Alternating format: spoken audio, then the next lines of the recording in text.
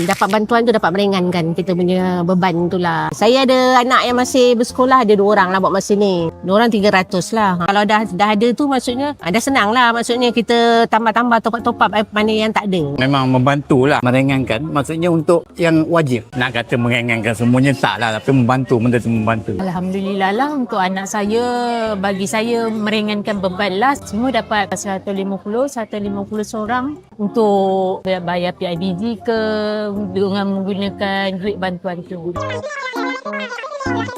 Kita orang kena beli sendiri buku. Macam buku pinjaman ada, tapi bukan semua dia bagi. Macam baru ni kos dia dekat nak 300 juga beli buku aje. Diorang PIBG dalam 175. Yalah, untuk keperluan sekolah tu macam buku tu lah. Macam baju, sama ada beg. Keperluan dia seperti kasut, baju, PIBG lah untuk yuran sekolah.